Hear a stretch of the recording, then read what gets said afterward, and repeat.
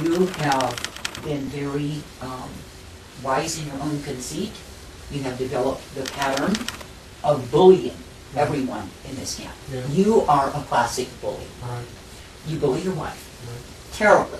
Your wife is a classic of a woman who has been verbally abused for years.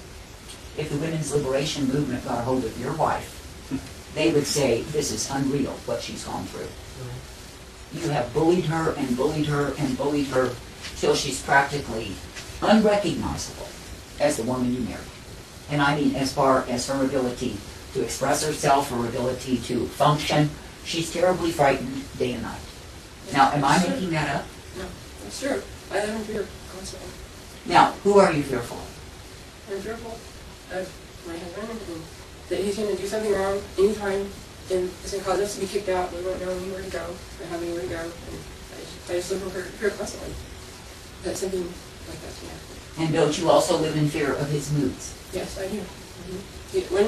One day he'll be all ecstatic, praising God and all happy, and then the next day he'll be calling me names and just violent and angry and lash out at me. And the next day he'll be crying, and the next day it's like a roller coaster ride. Up one day, down the next.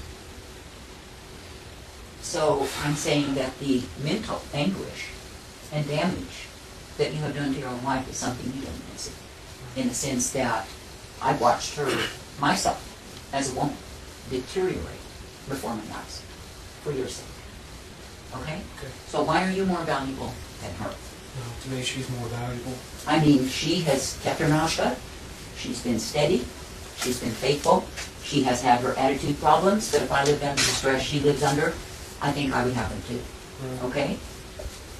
She's been honest with me every time I've spoken to her. Right. If I've confronted things, she's admitted the truth. Right. She's never lied to me that I know of. Right. What I'm saying is she's shown way more integrity of character. Right. I have watched her go down and down and down. She's greatly oppressed by you. Right. Okay? We have talked to her. We have squared it up with her. We have told her if God wants us to remove you from this facility, that she can stay. Correct. Okay? Yes, ma'am. Because she's not to be put out on the street for Mhm. something she's not done. Yeah. Now at least I'm not speaking for my husband because he has his opinions, but my intention is that you would be returned to the flesh because that's what you chose.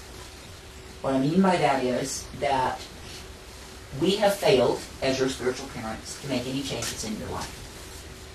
You definitely need a guardian. My recommendation is that you either be returned to your father or you be returned to your mother. Now again, you're wise in your own conceit. You think because you have lied and acted so much like the world that you have all of these connections, but we cannot give you any kind of a job reference, and we do not intend to. Right. You have abused God. You have abused this community. You have abused your wife. You have abused the elders of this community. Right.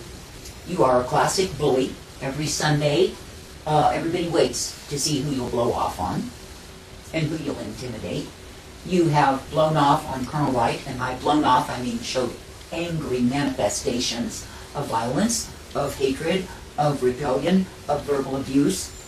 You have done that to David Wright, Colonel David Wright, innumerable times. You have done it to Mark Johnson, also known as Kindness River, innumerable times. You have abused Philip verbally, I don't know how many times. Right. And you have shown no respect for the elders of this community. Now, myself, my husband, and those two men are the top elders in this community. Right. I'm not talking about Kindness River, but I'm talking about David Wright and Philip Jordan. Right. Now, as far as my husband and I go, I know that you have gossiped against us. I know you have lied on us. I know you have projected things on us that we've never done. And I know that you have lied to me on numerous occasions. I know that you have also talked behind my back. I know that you have figured out what my motives are that are not my motives at all. Right. And you've done all these things, and so you really do not fit in this community. Because all you're doing here is using all of us, and at the same time, abusing us. And so, what God has made clear to me is that you really don't need to be here, because this is not, at the condition you are in right now, what you want. Because if it was what you wanted, you would have already changed. Correct. And I've had years, but You had 17 years to do that. Right. We have done everything possible to bring that about, to see you want this. You don't want this. You don't want God in the way that we want God. You only want God when you're afraid you're going to die. Now, is that true? Yes, ma'am. Yes. So this is not the place for you. My recommendation as a mature woman, and knowing how unstable you are, is that you be returned to your flesh parents, in the sense that you need a guardian of some kind. I'm not saying a legal guardian. I'm just saying someone who can watch out for you. Because I think that left to yourself, you will end up in the hands of the state, because I believe that you will have some kind of a mental or nervous breakdown, and you will actually be incarcerated by the world if you don't have someone to watch out for you. Now, that's just the things that I've reached in my prayers and my conclusions with God. And I believe it's highly in the best order of things that you be returned to Missouri, to either one or both of your natural parents. I agree with that. Well, Good.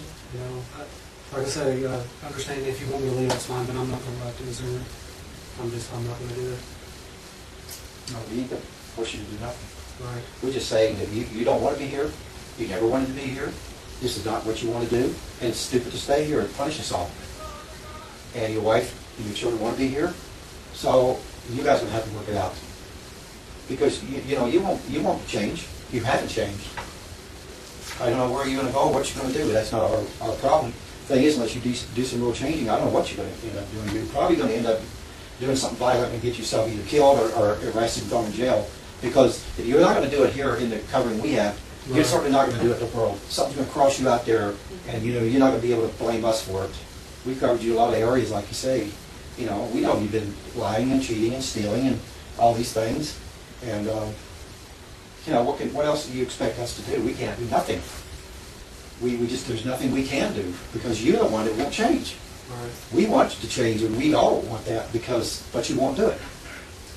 I mean, you know, what do you expect us to do? We're tired of you bullying all of us. Right. It just can't go on. Yes, sir. I like that, they're trying everything they can to help us. Both of us are married, and they've tried canceling us our marriage. They've tried to give us a loving home the best they could. And they've done everything they could to make it work out and be peaceful here. And it's Yeah. just- And the thing is, you might be in a retent frame of mind. You got to where I said, she said, kick me out of here, I'm going to get back at them. That's the kind of person you are. No, you say you won't do that, but that's how you are.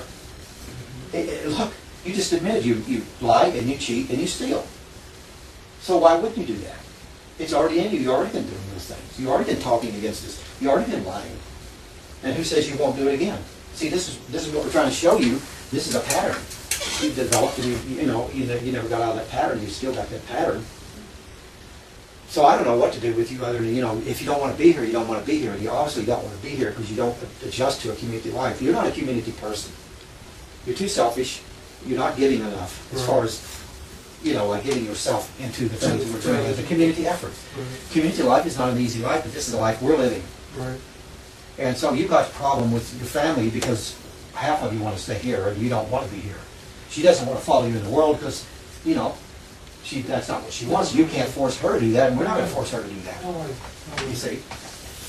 And you know what? Me and Grace have known so far apart over the years, it doesn't even really bother me if we even sever it because... Then that's basically what you're going to have to do. You're going to have to sever where you go, but that's not our fault. Our suggestion is what she said. That's merciful. Go back to your mom. At least confess to be a Christian, but... But the problem is that mom and that stepmom and that dad cahoots so close together. Well, I don't know about all that. That's not our problem. That's just No, something- I don't think you're right on that. I don't even know if they even have contact, quite I frankly. do not think that your natural mother and your natural... See, there you go imagining. I do not think that your natural mother and your natural father are cahooting against you. At least as far as we know, they're not. I do not think that's happening. I think if you went back to your natural mother and you told her you need to stay with her for a while, I think your mother would be very grateful and thankful, even though I have not spoken to her in years. I believe that she would be thankful that you were there. And I believe that she would do her best, even if she is, as you say, crazy. I think she would do her best to care for you as her son. Now, I really believe that. Now, I don't know the ins and outs of your father and Jerry's plans as far as putting you in a mental ward. I believe that Jerry's interest was the fact that she finally had an answer, perhaps, for your erratic behavior during your years with them or around them, and that she wanted to share that so we would be aware that this thing is classified in the medical profession as a psychological disease. So I don't think that even Jerry's motives were all evil. I think she was concerned because she possibly was afraid you would erupt in violence or something, which is a part of the syndrome that could cause harm to others as well as your wife and children. So I do not see all these people as inherently evil. And there are affections that mothers and fathers have for their children in the flesh. Right. And I believe that your mother is deeply affectionate towards you. And I believe your father, I don't know what kind of a man he is, but he knows you're his kid, and he would probably try to provide for you. So, in my recommendations, I've really prayed about it, and I know God has told my husband and I that we are no longer to put up with your misbehaviors here, so we can't do that. Right. We don't want to see you go out of here without a direction that's approved of God. So when I'm telling you what I have received in my prayers, is because those are directions that God is giving me for you, in the sense that you will have those that love you around you. You will not be out there in that world that is hard. And you will not be subject to every bombardment mentally that is accusing and hateful and angry that will take you even farther down the course of destruction. But you will at least have something merely in the flesh that is better than nothing, that is a provision for you. Now, if you can pull yourself together, even at the time you're staying with your mother, and find yourself employment in the area, and, pull it together there, nobody's going to put you in a mental ward. But if you exhibit these unlimited behaviors that you've exhibited here, Right. everybody would put you in a mental ward. Right. So, I'm not saying it to be cruel, harsh, and unloving. I'm saying it as your spiritual mother who has cared for you for 17 years, taken a lot from you that I didn't really have to take, but done it for the hope of your soul, that I'm giving you the instructions that I believe God has told me. If you are so proud and so sure that you know better than I do, then my hands are right with you.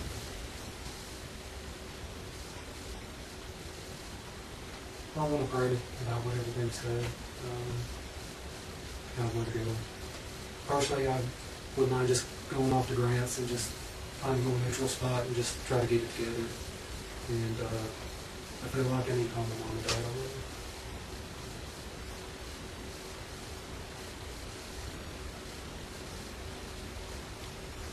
Look, guys, I'm afraid of my parents, so Rich.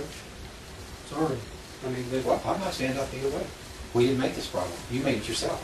Maybe you need to do some repenting and even reestablishing your relationship with them, which has affected your relationship with us, and affected your relationship with the community, and affected your relationship with your wife. Possibly it's that deep in you, and the roots go all the way back to your childhood. Now, I'm not trying to play psychoanalysis, but I'm stating a fact, because we can carry bitterness and resentment and put it on other people, and it goes all the way back to us not doing business when we should have. See, you could have an attitude towards mom and towards dad, hating them for the fact that they divorced, hating them for the fact that maybe they tried on occasion to correct you or didn't give you what you wanted, and you hate them, and that hatred has caused you to have a fractured relationship with them that you've carried on into your relationship with us. And I'm saying maybe that's why I keep getting from God that you are meant to go back to Missouri and get your repentance there, because that could be the root of it all. Mm-hmm. But the thing is, I just want to be on some neutral ground for a while and just... Your devil will affect you. Well, see, that's your choice. And those Bengals got some big time demons. Shoot. I know that. That's your choice. We're not telling you. That old mom of mine, my real mom, I told her I had a problem. I wanted to convince her. It's like, you know what she did? She just ran me like this. He just looked at me like that. And I then know what just your mother walk told me. around. She told me you That's were the real crazy. mom. I'm not talking about Jerry. No, I talked to your And you mother. think I want to go back to that? You're crazy.